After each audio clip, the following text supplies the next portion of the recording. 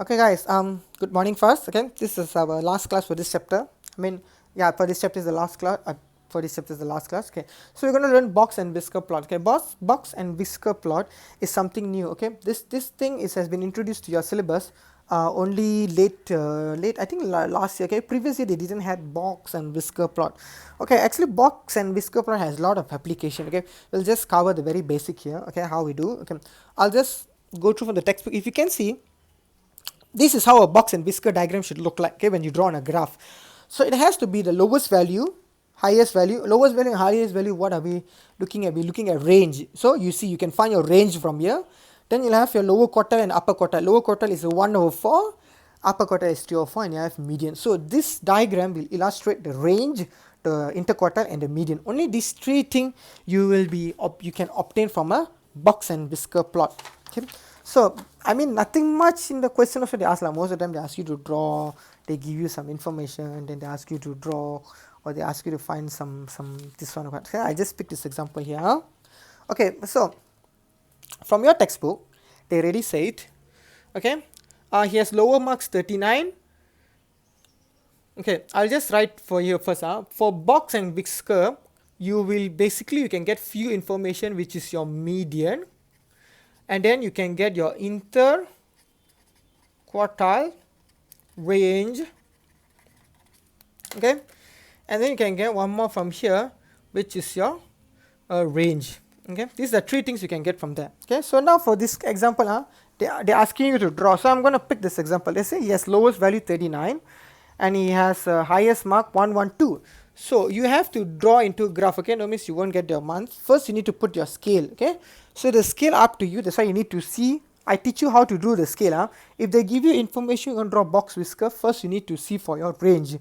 So in our range, what we have here, lowest mark is 39, highest mark 112. So you need to open quite a substantial amount here. So I'll open with between 30, 40, 50, 60, 70, 80, 90, 100, and then 110, and then 120. Okay, you have to open quite a substantial there. Okay, look from the range first.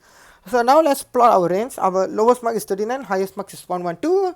So 39 has to be here, 112 has to be here. So we already got our lowest mark and highest mark. Okay, so remember to draw box whisker. Oh yeah, I haven't covered that part. I directly go with this. Okay, so box whisker. Okay, the pattern always something like this. Okay, this is how the shape will look like. Okay, so this two line will tell you, this one will tell you the lowest value, this one will tell you the highest value. Okay, that's one. And then this point here will tell you the let me just check. Yeah, it will tell you the 1/4. This point here will tell you the 3/4. Then what is this for? We know lah, the median lah. Okay, so I repeat again, this has to be low, this has to be high. This point here in the box here will show you the 1/4. This point here on the box will show you 3/4. This middle line is your median. So now we already mark our this one. So we know it's this 2 point we're talking about. Now we will have to focus on the box. To draw the box, what do you need first? 1/4 and 3/4. So they say the lower quartile, which is the 1/4, is 6/5, and then the upper quartile is 87. So 65 has to be somewhere here, then 87. So you get your box ready. You notice or not? Now you can draw the medial, right? The middle point, right? So the median, they let's see whether they give you a middle or not lah. Yeah, I give you 78 already.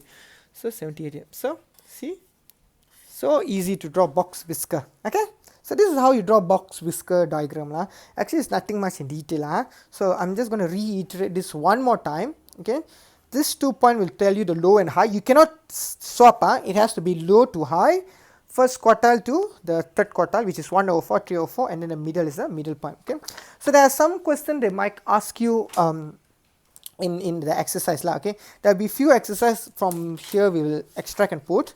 So one of the exercise, like you see, we go through this example here. They say the diagram. Let's see what it goes. Comment the difference between two distribution mark. So they ask you comment the difference. You know what you can tell the difference. You can actually comment basically a lot of things you can see. So you see how they say they have same median mark. Yes, they have same median mark. Even though they have same median mark, but both lower quartile and upper quartile are higher than those boys, and the range is slightly smaller. So these are the things that you can compare. Like you see, where you look here, the boys have larger range, the girls have lower range. So that's one you can compare. Actually, it's a very open-ended question. It's not a fixed, but you must talk related to the diagram. Don't go and talk something out of the box. Okay, you have to utilize whatever information you have here. So like I see the range of boys is larger than girls. Then I see the median is same. Even though the median is same, the boy have a much more lower quartile compared to the girls, and then the boys have a lower upper quartile compared to the girls. Okay, so because like I said, in Whisker pot you only can talk maximum, you can talk three things only: interquartile, median, and range. Okay, so you just talk about this, that's it, your comment done ready. Okay guys, so that's the thing for today. So we will go through few exercise, and then once we finish the exercise, what is going to happen is maybe we'll do some pass here or what, it depending, okay, how fast you do or what. Because you see like some question, let me zoom out, some question is quite crazy though. You see this one, they ask you draw cumulative number, and then they ask you draw box whisker. You notice or not? Okay, so that's why it will take some time for you, because these are all tie question. They will give you box whisker, at the same time they'll ask you to do what we call that, cumulative frequency or so. Okay, so basically we already cover everything up to TE1. Probability we only cover after TE1 or after your break, so no worries. Probability is quite easy lah, it won't take a lot of time. So basically that's all about the syllabus for TE1 guys. Good luck. Okay, thanks, bye.